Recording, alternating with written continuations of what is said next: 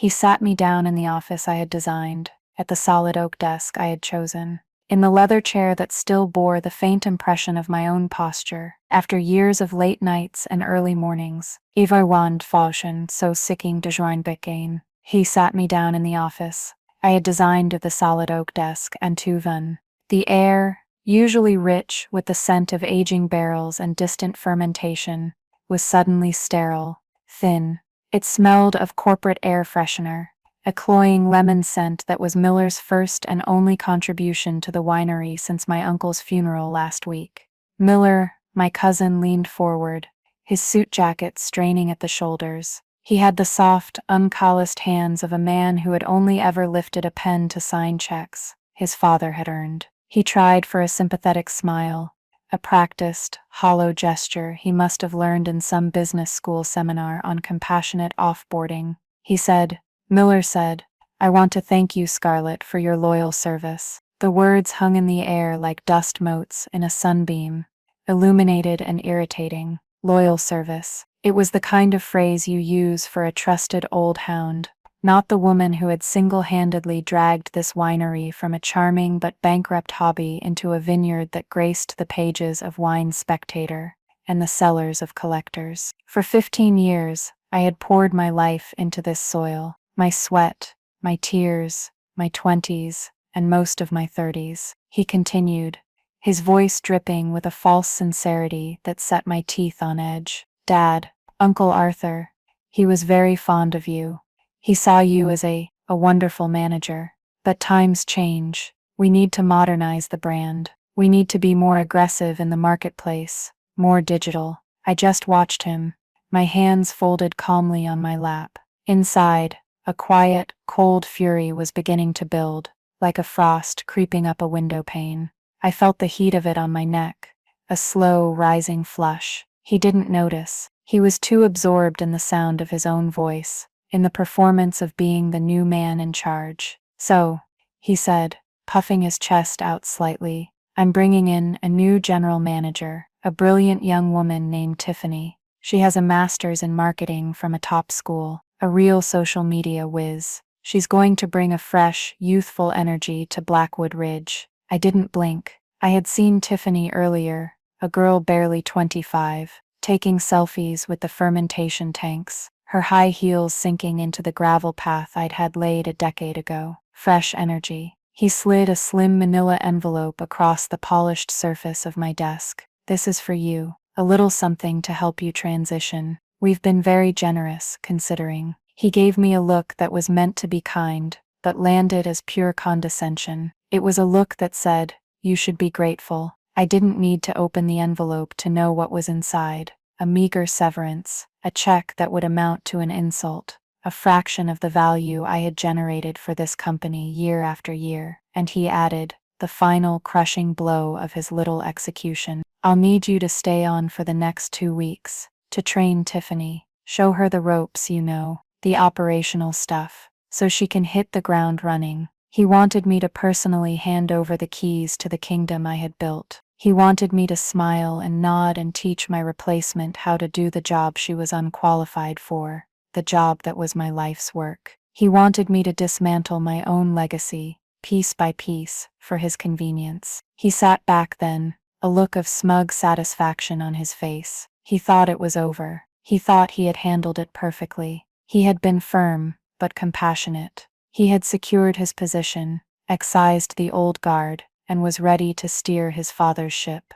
What he didn't know, what he couldn't possibly comprehend, was that the ship wasn't his. He didn't know that I had spent the morning not in the vineyard, but in a stuffy law office downtown. He didn't know that Mr. Davies, my uncle's estate lawyer for 40 years, had sat me down with a thick stack of documents and a cup of lukewarm coffee. He didn't know that the will had been read. My Uncle Arthur, in his final act of quiet, brilliant foresight, had seen this day coming. He knew his son, he knew his ambition, his arrogance, and his profound ignorance about the land he believed was his birthright. So he had split his legacy in two. He left the brand, the name Blackwood Ridge, and a minority share in the company to his son Miller, a respectable inheritance. But the land, the physical acres of rolling hills, the vines themselves, the soil I had tended for 15 years. He left that to me.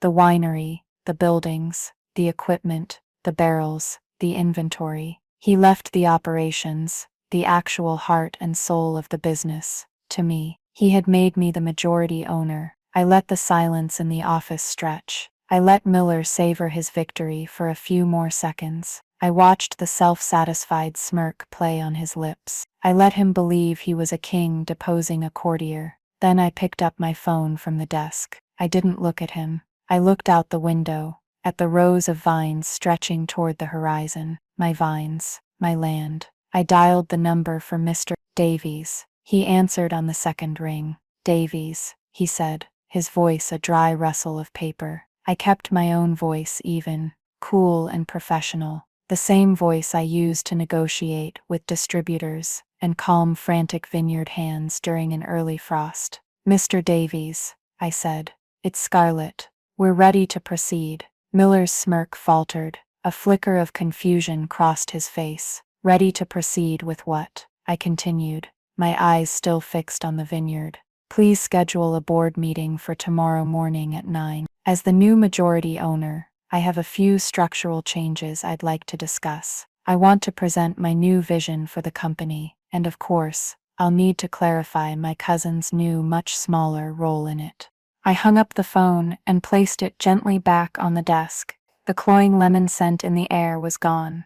All I could smell now was the rich, dark earth and the sweet, sweet promise of vindication. After I left him in the office, his face a perfect mask of disbelief and dawning panic, I didn't go home.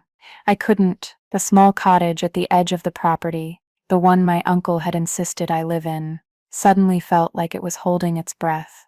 Instead, I walked past the main house, a beautiful stone structure where Miller was probably already mentally rearranging the furniture, and I headed out into the fields. The sun was low, casting long, deep purple shadows between the rows of vines. The air was cool, carrying the scent of damp soil and the faint, sweet perfume of late-season grapes. This was my sanctuary. For 15 years, this was the place I came to think, to grieve, to celebrate. But today, it felt different. The betrayal had followed me out here, a toxic mist that clung to the leaves. I reached the crest of the hill and sank to the ground, the rough, dry earth scratching at my palms. And that's when the composure I had so carefully maintained in that office finally shattered. The cold fury gave way to a wave of grief so profound it stole the air from my lungs. It wasn't just about Miller. It wasn't just about the job. It was about Arthur. In that moment, it felt like my uncle had died all over again. The condescending words, "loyal service," echoed in my head, twisting Arthur's memory into something transactional, something small. Had he seen me as just a wonderful manager? Was that all I was? A placeholder, a caretaker, until the real heir arrived. The tears came then, hot and silent. They weren't for the job I had lost, but for the story I thought I was a part of, a story that Miller was now trying to burn, with me inside it. Each drop that hit the dusty ground felt like a betrayal of the past 15 years. My mind spiraled backwards, sifting through the memories, searching for the truth. I was 24 when I first arrived, fresh out of a business program that had taught me spreadsheets and supply chains, but nothing about the soul of a place like this. I was running from a broken heart and a dead-end corporate job in the city. Uncle Arthur picked me up from the bus station in his beat-up old truck that smelled of fertilizer and dog. Blackwood Ridge wasn't an award-winning business then. It was a beautiful, sprawling, chaotic mess. Arthur was a brilliant dreamer, a man who could taste the sun and the rain in a single grape, but who couldn't balance a checkbook to save his life. The winery was hemorrhaging money. The equipment was old, the distribution was non-existent, and the creditors were circling. I remember my first week. Arthur took me on a tour, his eyes alight with a passion that was both infectious and terrifying. He showed me the gnarled old vines, some planted by his own father. He talked about terroir and microclimates, about the way the morning fog from the valley settled in the hollows. He crushed a grape between his fingers and made me taste the juice, asking me what I tasted. I tasted a grape.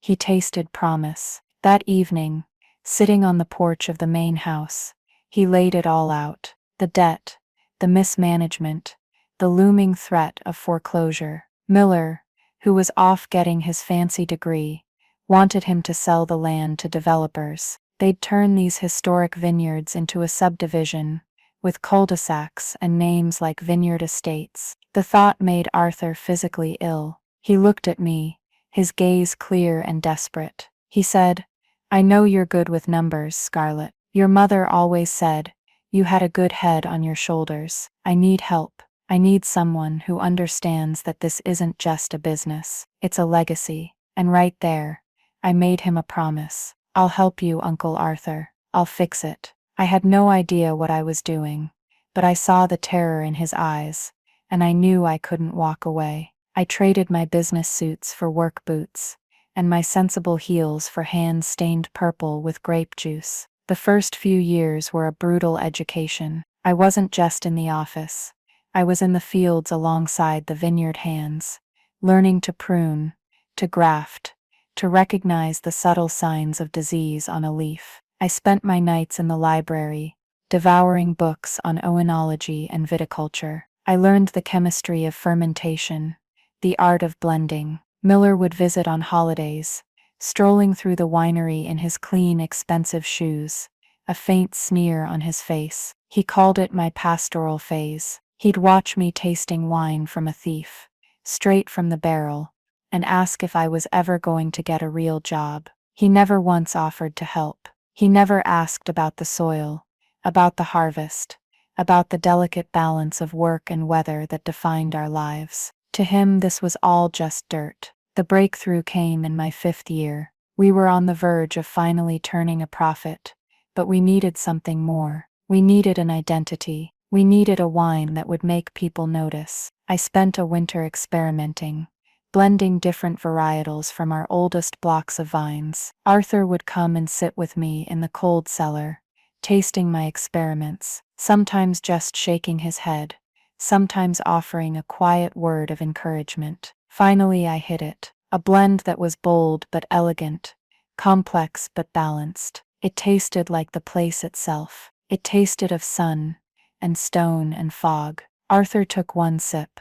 His eyes closed. He opened them, and they were shining. He said, "That's it. That's the one." He grabbed a piece of chalk and scrawled on the side of the barrel, "Arthur's Folly." He said it was because everyone told him he was a fool for holding on to this place. The name stuck. We submitted it to a major wine competition on a whim. We didn't expect anything.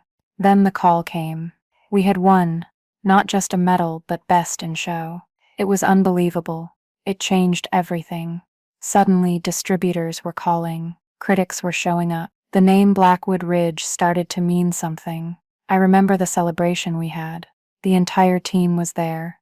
The vineyard crew, the cellar hands, all of us laughing and drinking our own award-winning wine from simple glasses. Arthur stood up and raised his glass. He didn't toast the wine. He toasted me. He said, "Everyone told me this was my folly. But the truth is, it was Scarlett's faith. She is the architect of everything you see here." I felt a warmth spread through my chest that had nothing to do with the wine. I finally belonged. Miller was there, standing in the corner, his face tight with a jealousy so obvious it was almost pitiable. He congratulated his father, but he wouldn't even look at me. It was around that time that Arthur and I started our secret project. At the far western edge of the property, there was a small, difficult plot of land everyone called Block 17. The soil was rocky, the slope was too steep, and it was exposed to the harshest winds. The vines there were a strange old varietal that no one could identify. They were temperamental, prone to a specific fungal blight, and the yields were laughably small. Everyone, our consultant included, said to rip them out and plant something more reliable, more profitable. Miller, on one of his visits, had called it a waste of good real estate, but Arthur refused. He said those vines had character. He believed that if we could just figure out what they needed, they would produce something truly extraordinary. So we made it our mission. It became our subplot, our hidden narrative. I started working with Matteo, our vineyard foreman, a quiet, weathered man whose family had worked this land for 3 generations. He was loyal to Arthur, and over the years that loyalty had transferred to me. He saw that I respected the land, that I listened to it. Together, he and I began nursing Block 17. We researched forgotten, old-world agricultural techniques. We started a complex composting program,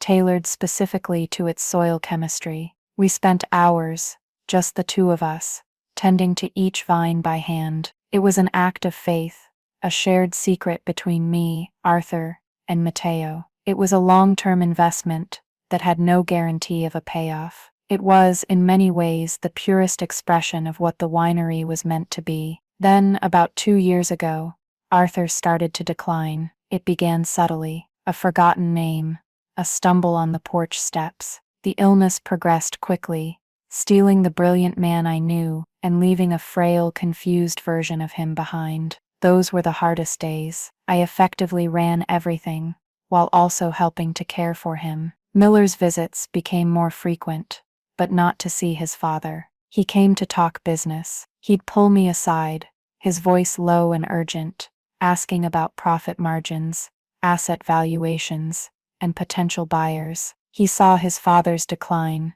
not as a tragedy, but as an opportunity. He was measuring the drapes, while the owner was still breathing.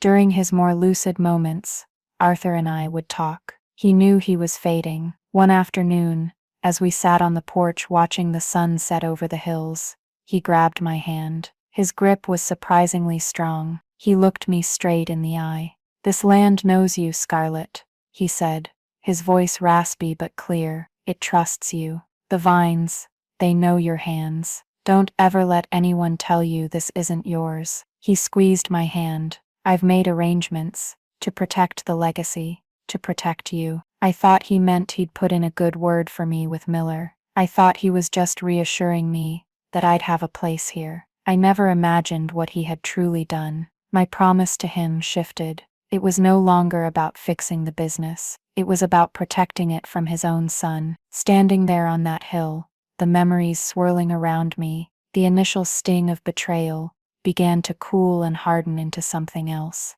The grief subsided, replaced by a cold, clear resolve. Miller's words weren't a reflection of Arthur's feelings. They were a reflection of his own. He was trying to overwrite my history here, to reduce my 15 years of creation to a footnote on a severance check. He wanted to erase me because my presence, my success, was a constant reminder of his own inadequacy. I pushed myself up from the ground, brushing the dirt from my jeans. I looked down at my hands. They weren't the soft, manicured hands of a city girl anymore. They were a winemaker's hands, with calluses on the palms and a faint, permanent stain under the nails. This land wasn't just a place I worked. It was a part of me. Arthur knew that. Matteo knew that. The vines knew that. And now, I knew with absolute certainty what I had to do. This wasn't about getting revenge. It was about justice. It was about honoring a promise made to a dying man.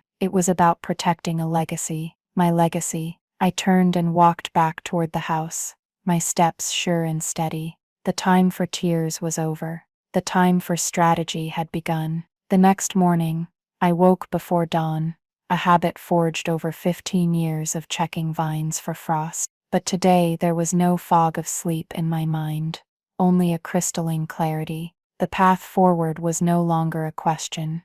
It was a blueprint, and the foundation had been laid years ago by my uncle. My first call wasn't to a friend or a family member. It was to Mr. Davies. He had already scheduled the board meeting as I'd requested, a formality since I was now the board. But I needed to walk through the architecture of my power one more time, to understand every joint and every load-bearing wall of the legal fortress Arthur had built for me. His office was exactly as I remembered it from the day before, smelling of old paper, leather, and weak coffee. "Mr. Davies," a man who seemed to be composed entirely of tweed and dry wit, had the will and all the related corporate documents spread across his mahogany desk. He looked at me over the top of his spectacles. He said, "Arthur was a romantic, but he was no fool. He saw this coming from a mile away. He loved his son, but he did not trust him with his life's work." He then proceeded to dissect the legal structure with the precision of a surgeon. The winery operated as two separate legal entities, a fact I'd known but never fully appreciated the genius of. First, there was Blackwood Ridge Brands, Incorporated. This entity owned the name, the logo, the goodwill, the ephemeral concept of the brand itself. Arthur had bequeathed 70% of this entity to Miller and 30% to me. On the surface, it made Miller the boss. It gave him the name.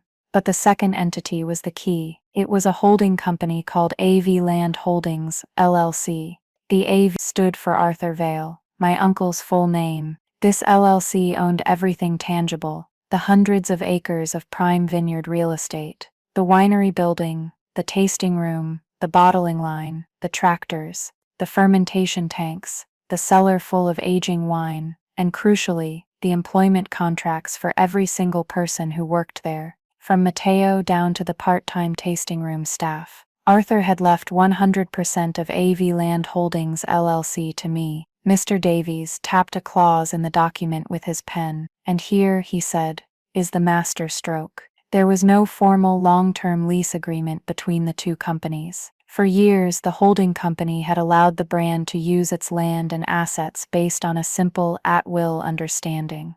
An understanding that I, as the new sole owner of the LLC, could terminate with 30 days' notice. It was a masterclass in corporate warfare, delivered from beyond the grave.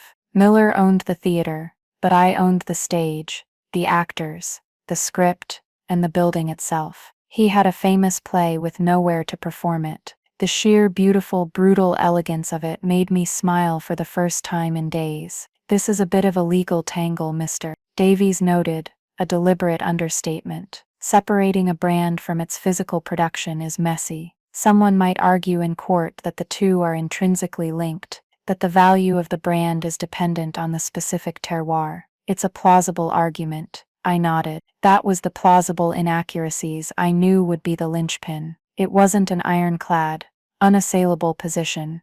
It was a strategic position. A long, messy court battle would destroy the winery's reputation and bleed both of us dry. Miller's only logical move would be to negotiate, but I knew Miller. He wasn't logical. He was emotional. He was arrogant. He would see it as a fight to be won, not a problem to be solved. And that's what I was counting on. "It's not a court battle I want," I told Mr. Davies. "It's a surrender." My next step was to rally my allies. My power wasn't just in legal documents. It was in the loyalty I had cultivated over the years. I met Mateo not at the winery but at a small diner in town, a place where the vineyard crews often gathered for breakfast. I needed to keep this away from Miller's eyes and ears for now. Mateo slid into the booth opposite me, his face etched with worry. He'd been there yesterday, in the background, when Miller had given his big speech about modernizing. He'd seen the look on my face when I walked out of that office. He just said,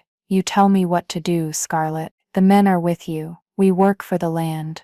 We don't work for a suit from the city." The simple, unwavering loyalty in his voice was like a balm on my raw nerves. I explained the situation, the two companies, the ownership structure. I saw the understanding dawn in his eyes, followed by a slow, grim smile. He appreciated the strategy of it, the way a farmer appreciates a well-designed irrigation system. "I need you to be my eyes and ears," I said. "I need to know what he's doing, what Tiffany is doing, and I need you to keep the team calm. Assure them that nothing is fundamentally changing for them. Their jobs are safe.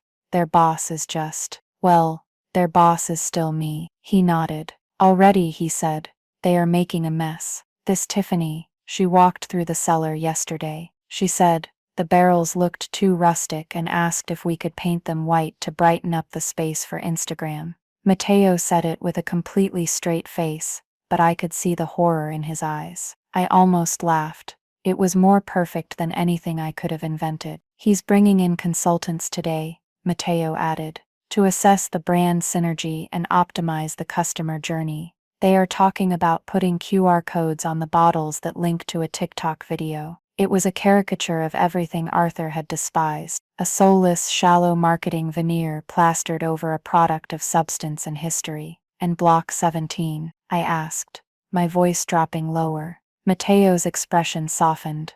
The way a man talks about a favorite child. The grapes are perfect. The sugar levels are exactly where you wanted them. Another week of sun, maybe 10 days. It will be the best harvest we have ever had from any block. The best this valley has ever seen. He had been keeping the detailed logs I'd designed. Soil moisture, bricks levels, pH balances. Data that would look like nonsense to Miller or his marketing guru. But to me it was the genetic code of a masterpiece. Good, I said. Keep everyone away from it. Tell them it's under a blight watch. I don't want anyone, especially the consultants, getting any ideas. That secret harvest was my ace in the hole. It wasn't just about taking back Blackwood Ridge. It was about creating something new, something that was entirely mine, born from a secret project that Miller had actively mocked. My plan was crystallizing. I wouldn't just be the owner of the old winery. I would be the founder of a new one. My final call was the one that would secure my future outside the gates of the vineyard. Eleanor Vance was more than a distributor. She was a kingmaker in the wine world. Her portfolio was a curated collection of the best small-batch, high-end wineries in the country. Getting a bottle into her catalog was like an actor getting a role in a Scorsese film. She had discovered us after the Arthur's Folly Award and had been our most important partner ever since. More importantly, she was a partner to me. We had spent countless hours walking the vineyards, tasting from barrels, and talking about the future of wine. She understood the soul of this place. I called her on her private line. Eleanor, it's Scarlet Vale. Scarlet, she said, her voice warm but with an undercurrent of concern. I was so sorry to hear about Arthur. A great man. I've been meaning to call. I'm a little worried, to be honest. I got a very corporate-sounding introductory email from your cousin. Miller, wasn't it? Yes, I said. He's the new public face of Blackwood Ridge. There was a pause on the line. I know you're the one with the palette, Scarlet. You're the one with the vision. Tell me you're not going anywhere. This was the moment. I took a deep breath. Eleanor, Blackwood Ridge, as you and I know it, is about to change. Miller has a different vision, one that involves modernizing the brand. I could almost hear her shudder through the phone. She said, let me tell you a story about your cousin. About 6 years ago, he cornered me at a trade show. He had this whole pitch ready. He wanted to use the Blackwood Ridge name to launch a line of cheap, fruit-infused wines in a can. Wine for the masses, he called it. He thought the family name was a brand to be exploited, not a legacy to be honored.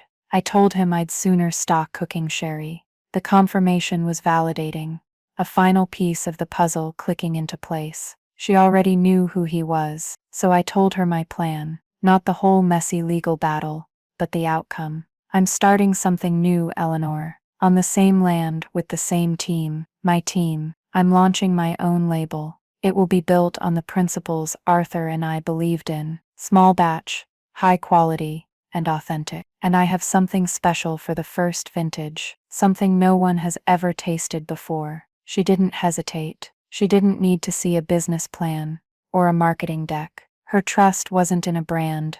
It was in a person. It was in me. Scarlet, she said, her voice firm and clear. My portfolio follows talent, not labels. You tell me what the name of your new winery is, and I'll have a contract drawn up by the end of the day. You have an exclusive deal with Vance Distribution. Consider it done. When I hung up the phone, the last vestiges of doubt had vanished. I had the land, the law, the team, and the market. All the pieces were in place. Miller was marching his tin soldiers around a board he didn't realize I owned. He was so focused on redecorating the castle that he hadn't noticed. I was about to silently lift it off its foundations and move it to a whole new territory. The secret plan was complete. Now, it was time to make the first move. I gave him 3 days. 3 days to play king. It was a strategic decision, but I admit there was a small, cold part of me that enjoyed the theater of it.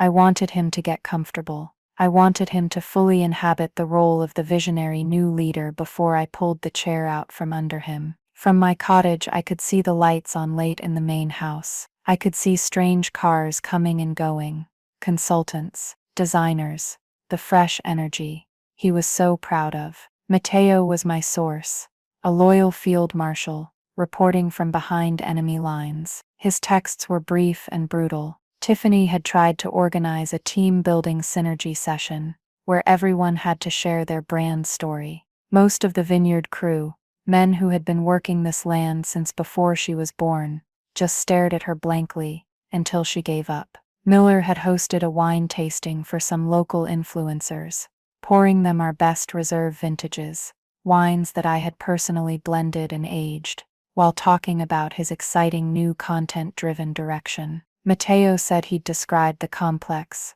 earthy notes of our award-winning Cabernet as great for boomerangs. It was a farce, a tragic, expensive farce. On the morning of the fourth day, I decided it was time. The first move couldn't be emotional. It couldn't be a confrontation. It had to be cold, quiet, and ruthlessly official. It had to come not from Scarlett, the spurned relative, but from AV Land Holdings, LLC. Mr. Davies had drafted the letter. It was a masterpiece of legal austerity, stripped of all emotion, leaving only the hard, undeniable facts. It was printed on heavy, cream-colored letterhead, the name of my holding company embossed at the top. He had it delivered by a professional courier, a man in a crisp uniform, who arrived at the winery at precisely 10 in the morning.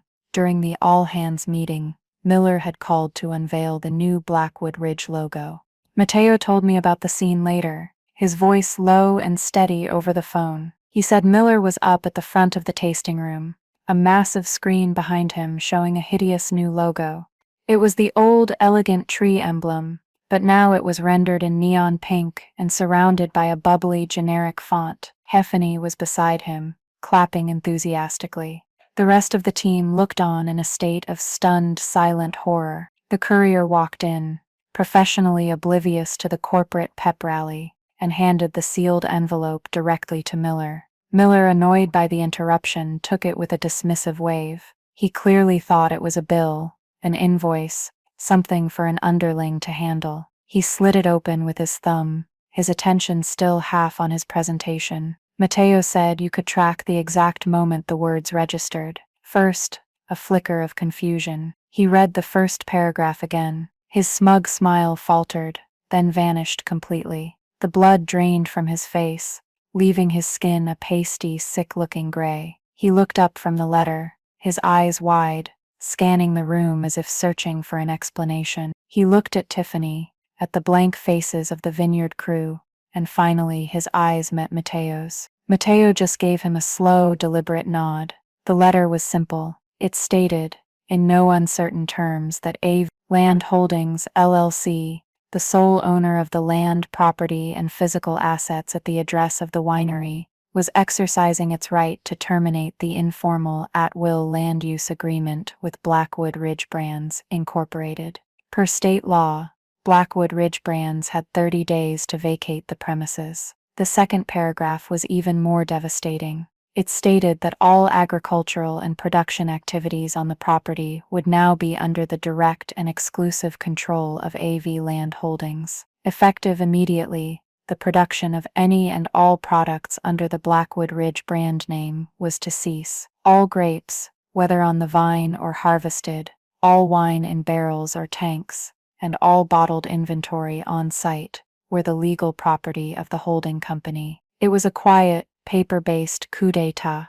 In the space of 2 paragraphs, he had gone from being the CEO of an award-winning winery to the owner of a meaningless name and a garish pink logo. His presentation forgotten, Miller stammered something about a short break and practically ran from the room, the letter clutched in his hand. The frantic calls started almost immediately. My phone, which I had placed on the kitchen table, began to buzz. I watched his name flash on the screen. I let it go to voicemail.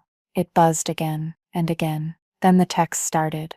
The first was pure confusion. Scarlett, I just got a letter. There must be some mistake with the lawyers. Call me. I took a sip of my coffee. The next one, a few minutes later, was laced with impatience. This isn't funny. Whatever game you're playing, stop it. We need to talk. Then came the dawning comprehension, probably after a panicked, screaming call to his own lawyer, who would have confirmed the devastating truth. You can't do this. This is Dad's company. It's family. Then the anger. You treacherous snake. After everything my father did for you, I will sue you into the ground. You will never work in this industry again. I screenshotted that one. It might be useful later. While he was having his meltdown, I was making my next move. I sent a single, calm, all-staff email from my personal account. The subject line was, "The future of the vineyard." I explained the ownership situation clearly and concisely. I assured them that the land, the team, and our work would continue. I told them that their employment was secure, under my leadership.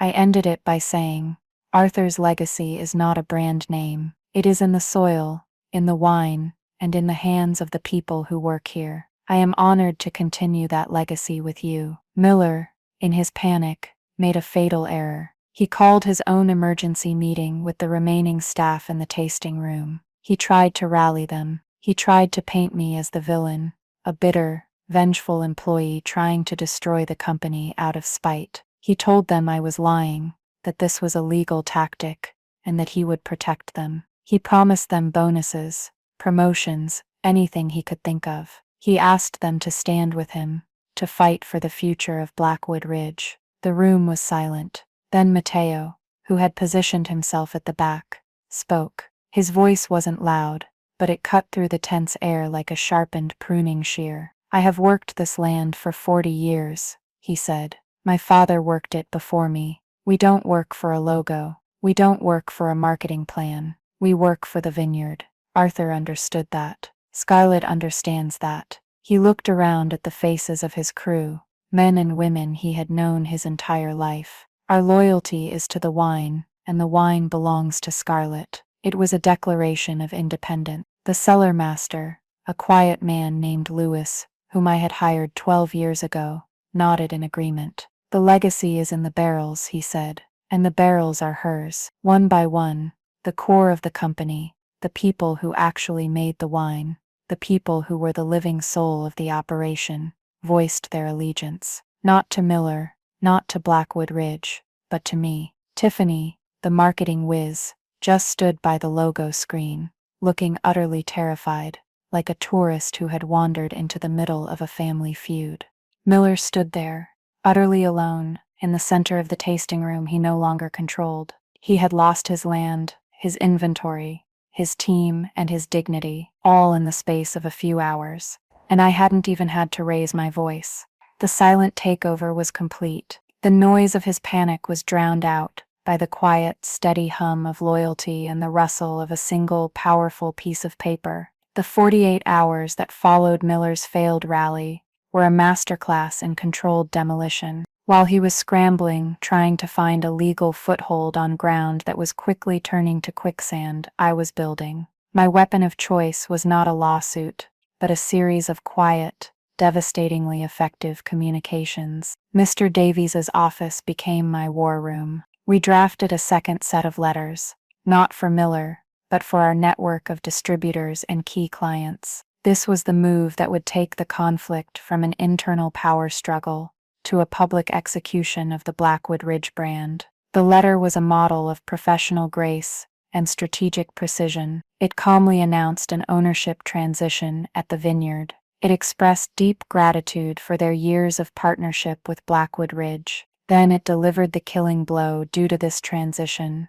The Blackwood Ridge label would be honorably discontinued, following the sale of existing off-site inventory. The brand, for all intents and purposes, was being retired, but the letter didn't end there. The second half was an announcement, a birth announcement. It introduced my new venture, Athel Vineyards. The name was a quiet nod to my uncle, a version of Arthur few people knew, grounding my new beginning in the authentic history of the place. The letter stated that Athol Vineyards would be operating on the exact same land, with the very same team, under my personal direction. It promised a continuation of the quality and philosophy they had come to trust, and then, the final irresistible hook. It teased the upcoming release of a new, ultra-limited, ultra-premium wine. A wine born from a decade of patient cultivation, from a unique block of vines that would produce a vintage unlike any other. It didn't name Block 17,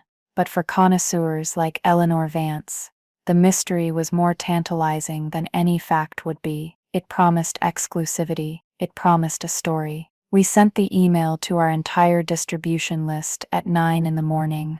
By 9:15, my phone rang. It was Eleanor. "Scarlett," she said, her voice electric with excitement. "Athol Vineyards. I love it. It's perfect. The contract is on its way to your lawyer's inbox. I'll take the entire allocation of your new vintage for the East Coast. Sight unseen, taste unheard. My clients trust you, and I trust you. Let's make this official." Her email confirming an exclusive partnership with Athol Vineyards was sent not just to me, but as a reply all to the entire original distribution list. It was a public declaration of allegiance, a signal to the entire industry. Yes. It was the first domino. The others fell quickly. Emails and calls began pouring in. Major distributors from California, Chicago, Texas, all of them had the same message. They weren't buying a label, they were buying my wine, my palate, my reputation. Their relationship was with me, Scarlett Vale, not with a trademark that was now, effectively, an empty shell. Within a single business day, Miller's brand, the brand he had been so eager to modernize, had no product, no way to make a product, and no one to sell it to if he did. He owned a ghost, a name with no substance. That's when the truly desperate counteroffensive began. He must have finally understood that legal threats were useless, that his ownership of the brand was a Pyrrhic victory. So he switched tactics. He tried to appeal to my emotions, the very thing he assumed was a weakness. The voicemail he left was a rambling, pathetic monologue.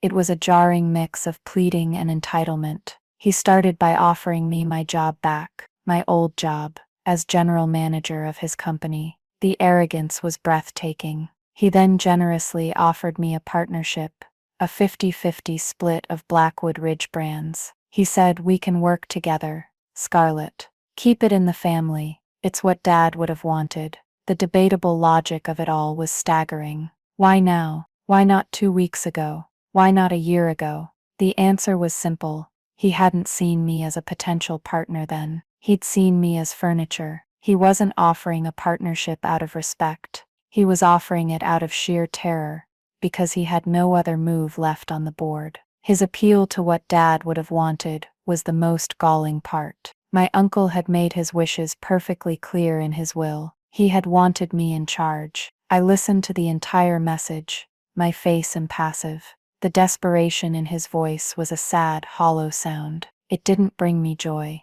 It was just pathetic. This wasn't a game I was enjoying. It was a mess I was cleaning up. It wasn't about revenge, I told myself again. It was about restoring order. When the pleading failed, he made one last, feeble attempt at aggression. His lawyer, a man who sounded as out of his depth as Miller himself, sent Mr. Davies a blustering letter, threatening a multi-million-dollar lawsuit for tortious interference and corporate sabotage. Mr. Davies's response was a thing of beauty. It was a single devastatingly polite paragraph. It read, "Dear Sir, we are in receipt of your letter. It appears you may have misunderstood the nature of the ownership structure. My client, Miss Vale, as the owner of the operational assets, is merely making prudent business decisions about their use. There is no sabotage. There is simply a new owner with a new vision. Should you wish to proceed with your client's frivolous and baseless claim, we will, of course, be more than happy to file for immediate summary judgment and seek full compensation for all legal fees. Respectfully, Charles Davies." It was the legal equivalent of a door being slammed shut, locked, and bolted. Had been swift, silent, and total. Miller was now stranded on a tiny island of his own making, watching the entire world he thought he commanded sail away toward a new horizon. My horizon. I finally agreed to meet him, not because I owed him an explanation, but because I needed a final, formal end to the chapter. He had started this with a face-to-face meeting, and I would end it the same way. It was about symmetry. It was about closure. I refused to meet at the winery. That was my territory now. My home. It was no longer neutral ground. Instead, I chose a small, anonymous coffee shop in the center of town, a place with no history for either of us. I arrived first and chose a small table in the corner, a position of observation. When he walked in, he looked like a man who had been hollowed out. His expensive suit hung on him, no longer a symbol of power but a costume for a part he had lost. His shoulders were slumped, his face was pale, and the arrogance had been replaced by a raw, desperate exhaustion. He looked smaller, weaker. He sat down without a word, fumbling with the sugar packets on the table. He didn't order anything. The silence stretched, thick and uncomfortable. I waited. He had requested the meeting. The first move was his. Finally, he spoke, his voice raspy. "Scarlett, you can't do this." He didn't look at me, but at his hands, which were trembling slightly. "This is about Dad. This is his legacy. You're destroying everything he built." I took a slow sip of my black coffee, the bitterness a welcome, grounding sensation. I let his words hang in the air, recognizing them for what they were. His last pathetic attempt to reframe reality, to paint me as the destroyer and himself as the noble protector. When I finally spoke, my voice was low, calm, and devoid of the anger that had once simmered beneath the surface. All that was left was a cold, hard clarity. I looked him directly in the eye, forcing him to meet my gaze. "You're wrong, Miller," I said. "I'm not destroying his legacy. I am his legacy." He flinched, but I continued, my words measured and precise, each one a carefully placed stone in the wall I was building between us forever. For 15 years, I was his legacy in action. I was the one with my hands in his soil. I was the one who sat with him in the cellar, blending and tasting until we found perfection. I was the one who took his beautiful, failing dream and turned it into a reality that made him proud. Where were you, Miller? Where were you when we were fighting off creditors? Where were you during the harvest of 08, when that early frost nearly wiped us out, and we were up for 72 hours straight, saving the grapes vine by vine? Where were you when your father was sick? You weren't here protecting his legacy then. You were circling, waiting for him to die so you could sell his life's work for parts and turn it into a marketing gimmick. I leaned forward slightly, my voice dropping even lower. You didn't see me. You looked at me every holiday, every visit, for 15 years, and you never once saw me. You saw a loyal servant. You saw a useful piece of furniture. You didn't see the architect of the very thing you thought you could just walk in and claim. He started to speak, to protest, but I cut him off. This was never about modernizing a brand. This was about erasing me. You wanted me gone because my presence was an inconvenient reminder that you had inherited a name, but I had earned the right to lead. You sat me down in my own office and offered me a pittance to walk away from my life's work. You asked me to train the person you hired to replace me, a girl who thinks a wine barrel is a photo prop. I sat back, the finality of it all settling in the space between us. You have the brand, Miller. You have the name Blackwood Ridge and your new pink logo. You wanted a younger manager with a marketing degree. You have her. By all means, go and modernize. Go be digital. Go create content. You just can't do it on my land, with my team, with my grapes, or with my wine. I placed a $10 bill on the table to cover my coffee. "It's over," I said. I stood up and walked out of the coffee shop without looking back. There was no shouting, no dramatic scene. It was a quiet, surgical removal. This was never about revenge. It was about a correction, a realignment of the world back to the way it was supposed to be. The news of Miller's final retreat came a few weeks later, not as a dramatic announcement, but as a quiet rumor that solidified into fact. He had sold the Blackwood Ridge brand name, and its laughable new logo to a massive, soulless beverage conglomerate based out of New Jersey. They planned to use it for a line of cheap, mass-produced wines to be sold in grocery stores. The name that Arthur had cherished, the name I had made respected, was now going to be slapped on a bottle of $2 Chardonnay. In a way, it was a more fitting end than if it had simply vanished. It was a monument to his own mediocrity. He took a quick payout and disappeared. Back at the vineyard, it was as if the land itself had exhaled. The toxic, corporate energy was gone, replaced by a renewed sense of purpose. We had our first harvest under the Athol Vineyards banner, and it was glorious. The energy was palpable. The team worked with a passion I hadn't seen in years, a sense of ownership and pride in every cluster of grapes they brought in. The harvest from Block 17 was a sacred event, and Matteo and I supervised it ourselves, handling the grapes as if they were precious jewels, and they were perfect. Deep, inky purple, bursting with a complex flavor that was unlike anything I had ever tasted. As we watched the first press, Eleanor Vance stood beside me. She had flown in just for this. She took a small glass of the unaged juice, swirled it, and took a sip. Her eyes, usually so sharp and critical, went wide with genuine awe. "Scarlett," she whispered, her voice filled with reverence. "What have you done?" I smiled.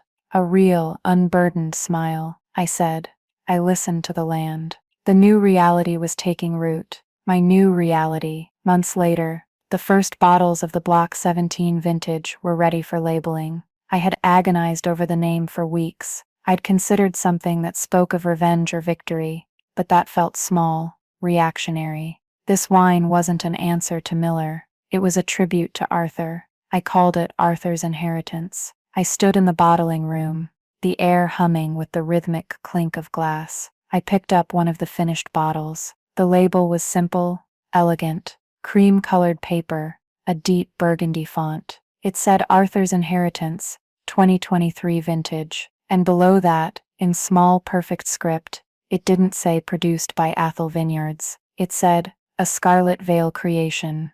My name, my full name, not a manager, not a servant, not a niece, the creator. I took the bottle and walked out onto the wide stone porch of the main house. Miller's lemon-scented air freshener was long gone, replaced by the scent of beeswax and old wood.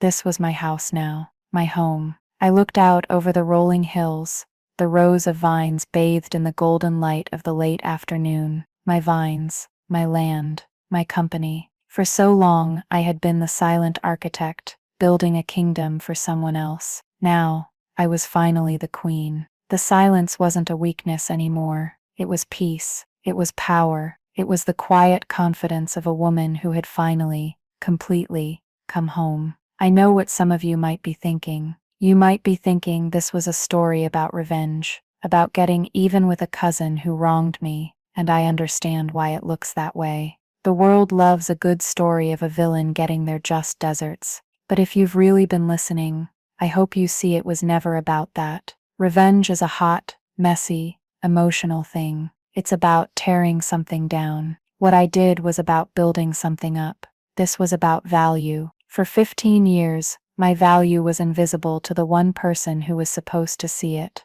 I had built an empire, and he saw a caretaker. I had created a legacy, and he saw a line item on a balance sheet. The world is full of people like Miller, people who hold titles, who have the right last name, who sit in the big chair, but who don't understand the real work, the real value of the people who are actually holding the entire structure up. They think your loyalty is weakness. They think your dedication is servitude. They mistake your quiet competence for a lack of ambition, and for a long time, maybe I let them. Maybe I was so focused on honoring my uncle's dream that I forgot to build my own. I was so busy tending his vineyard that I didn't realize I should have been planting my own name on the deed. What my uncle's will gave me wasn't just land or a company. It gave me a choice. It gave me the power to stop asking for a seat at a table where I was never truly welcome, and instead, to build my own table,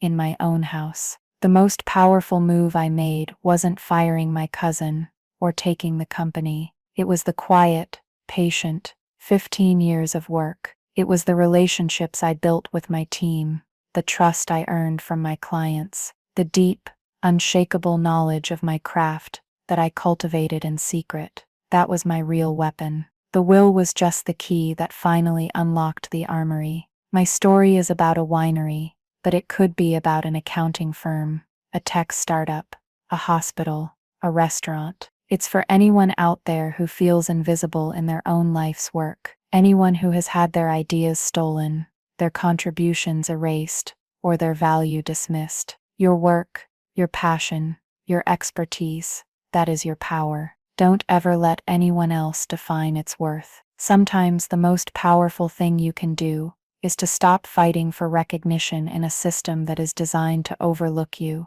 and instead, have the courage and the foresight to build your own. Your name deserves to be on the final product. If my story resonated with you today, if you've ever felt like your contribution was being ignored, or that you were being made small, please, let me know in the comments below. It truly helps to know that I am not just speaking into the void, to know that we're not alone in these experiences. And if you believe that stories like this are important, that they need to be heard, do me a favor and like this video, share it with someone who might need to hear this message today, and of course hit that subscribe button and the notification bell so you don't miss the next one. Thank you for listening.